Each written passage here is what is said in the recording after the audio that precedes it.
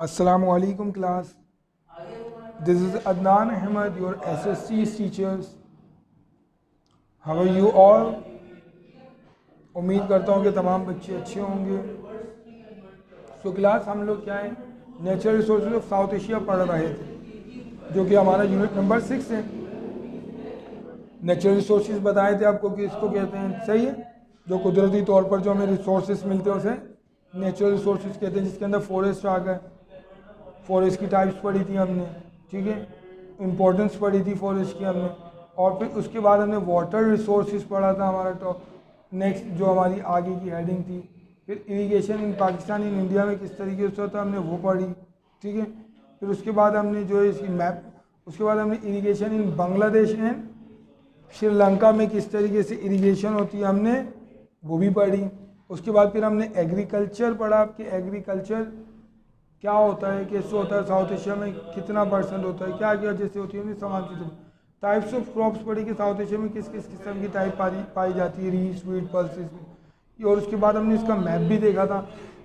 Map में हमने ये जाना था कि पूरे साउथ एशिया के अंदर कौन कौन सी जो फसल है वो कितनी कितनी कहाँ कहाँ लगती है, कौन सी मिकदार किसकी ज़्यादा कहाँ पर, ठीक है। तो हमने टाइप्स ऑफ क्रॉप पढ़े थे, कितनी किस्म की क्या है हमें क्रॉप्स मतलब पाई जाती है साउथ एशिया के अंदर।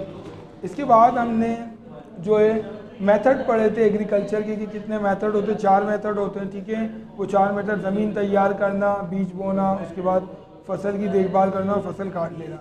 और फिर जिस तरीके से ये तमाम काम होते तो इस काम में मसाइल भी दरपेश आते, तो हमने प्रॉब्लम्स भी अपनी लास्ट क्लास के अंदर पढ़ी थी। तो आपकी जो भी डायरीज वगैरह मिलती है आपने क्या इसको दोबारा से पढ़ा भी करा करें, लेक्चर सुन के इसको दोबारा पढ़ लें ताकि आपके जहन में बैठ जाए, और जो आपको काम दिया जाए वो काम भी कर लिया करें, ठीक है।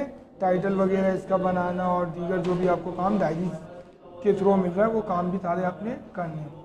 तो इंशाल्लाह आज हम जो इसकी मज़ीद जो प्रॉब्लम्स हैं वो कंटिन्यू करेंगे। इसमें जो मज़ीद प्रॉब्लम्स आती है वो देखते हैं।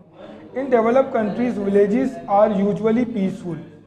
अब जो तरक्की याफ्ता ममालिक हैं उनके जो गांव देहात होते हैं वो बहुत ही पुरअमन होते हैं, ठीक है, पुरअमन जगहें होती हैं। And many people choose to live there, और बहुत से लोग वहाँ पर क्या इंतखाब करते हैं रहने की, सो दैट दे में stay away from the crowded life of cities, ताकि क्या है वो शहर की जो क्राउडेड हुजूम वाली ज़िंदगी उससे बच सकें। डेवलप कंट्रीज़ में बहुत से लोग क्या हैं कुछ शौक से गांव देहात में जाते हैं ताकि वो शहर की लाइफ से, शहर की आलूदगी से, शहर के हुजूम से, इन तमाम चीज़ों से बचे और कुदरती जो नेचुरल रिसोर्सेज है उसका पुरलुत्फ़ हो सके। उससे क्या है जैसे कि गांव देहात की लाइफ के अंदर क्या आपको तरोताज़गी मिलती है, आपको खेती बाड़ी ये तमाम चीज़ें मिलती है, तो इससे क्या होता है आपको क्या है बिल्कुल फ्रेश आपको वेजिटेबल फ्रूट्स ये दीगर चीज़ें खाने को भी मिलती है। इन डेवलपिंग रीजन्स, अब कामयाब और तरक्की याफ्ता इलाकों के अंदर लाइक साउथ एशिया, जैसे south Asia, however the modern facilities of life such as school, hospitals, gas, electricity are not available in many villages। अब कहते हैं कि डेवलप जो हमारे इलाके हैं जैसे कि उसमें साउथ एशिया भी आता है, इसके अंदर मॉडर्न फैसिलिटीज़ ज़िंदगी की मौजूद होती हैं, स्कूल है, हॉस्पिटल्स है, गैस, इलेक्ट्रिसिटी, तमाम चीज़ें मौजूद हैं। और कुछ ऐसे भी विलेजेस हैं जहाँ पर ये तमाम चीज़ें अवेलेबल दस्तियाब नहीं हैं। इन सम प्लेसेस, कुछ जगहों पर people do not have access to drinking water, बहुत सारी जगह ऐसी भी है कि जहाँ लोगों के पास क्या है पीने का पानी क्या है काफ़ी नहीं होता। ऑल्सो फार्मर्स, ऐसी बहुत सारी जगह देहातों में कि जहाँ पर क्या गाँवों के अंदर पीने का पानी सही से सही मिकदार में अवेलेबल नहीं होता, और दूसरी ये बिजली, गैस वगैरह ये तमाम फैसिलिटीज़ ज़िंदगी की अवेलेबल नहीं होती।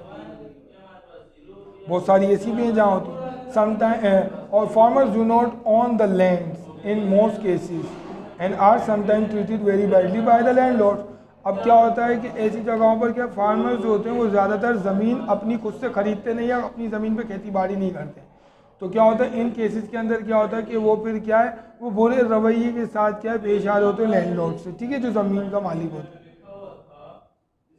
दे are villages in they are very often under paid, और वो क्या होता है नॉर्मली क्या होता है उनको कम पे किया जाता है, पैसे कम दिए जाते हैं। Due to all this reason, इन तमाम मसाइलों की वजह people from villages in South Asia, जो साउथ एशिया के देहात के लोग होते हैं, आर मूविंग टूवर्ड सिटीज़, तो वो क्या है, वो सिटीज़ की तरफ, शहर की ज़िंदगी की तरफ क्या है, वो अपना रुख कर लेते हैं। क्यों? क्योंकि जो भी देहातों के लोग होते हैं, इनके जो ज़मींदार होते हैं, जो अपनी ज़मीन खेती बाड़ी के लिए देते हैं, तो ये क्या है, इनके ऊपर क्या काफ़ी जो है पेनल्टीज़ वगैरह लगा देते हैं, और इनको जो जितनी भी वर्किंग इनके काम की हो रही होती है, वो उसको जो है ना पूरी तरीके से उनका जो है ना रिटर्न्स नहीं दे रहे होते।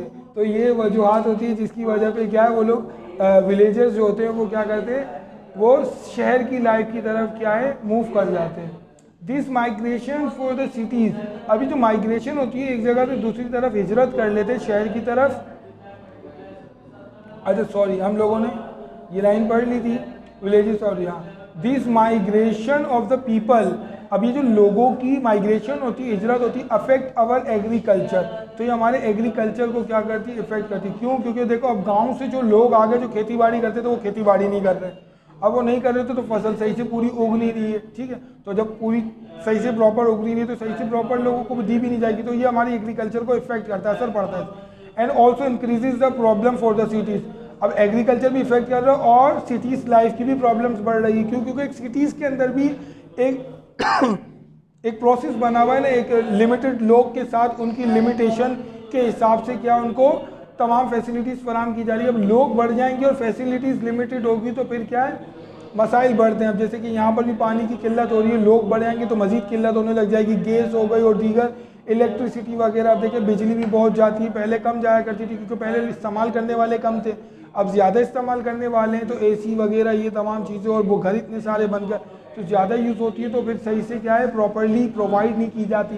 इसी तरीके से गैस वगैरह हो गई या दीगर दूसरी चीज़ें हो गई, ट्रैफिक्स आपने देखा है, ट्रैफिक्स का निज़ाम जो इतना ख़राब हो जाता है। तो यही सारी वो वजूहत होती हैं कि गांव देहात के लोग इस तरफ जो है मूव कर रहे हैं, तो उन गाड़ियाँ भी ले रहे हैं, गैस भी इस्तेमाल कर रहे हैं, इलेक्ट्रिसिटी भी इस्तेमाल कर रहे हैं, और दीगर तमाम चीज़ें जो शहर वाले इस्तेमाल करते हैं तो वो तमाम चीज़ें वो भी इस्तेमाल कर रहे हैं। तो इसकी कमी की वजह से क्या होता है, फिर क्या है, प्रॉब्लम्स क्या है, दरपेश आती है, ठीक है, सिटी लाइफ वालों को भी।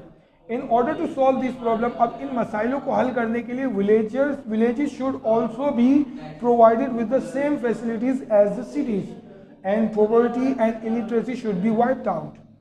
अब देखिए इन शहर की लाइफ के मसाइलों को हल करने के लिए ये एक ही क्या है, ये हमें सब मतलब इनकी मसाइलों को हल करने के लिए ये तरीक़ेकार रहेगा हमारे पास कि क्या है कि जो जितने भी गांव की देहातों की और विलेजेस जो लाइफ है, इनको तमाम प्रॉपर फैसिलिटीज़ इसी तरीके से मिलनी चाहिए कि जिस तरीके से शहरी को मिलती है, कि उधर भी तमाम क्या है, इलेक्ट्रिसिटी की फैसिलिटी हो, गैस की फैसिलिटीज़ हो, और तमाम मोबाइल नेटवर्क वगैरह की, पानी की, ये तमाम फैसिलिटीज़ दी जाएगी।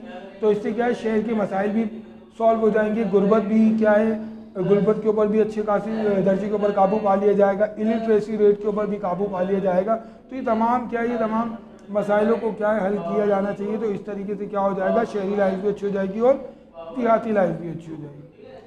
तो क्लास आज हमने जो है प्रॉब्लम्स पढ़ी अबाउट एग्रीकल्चर, ठीक है।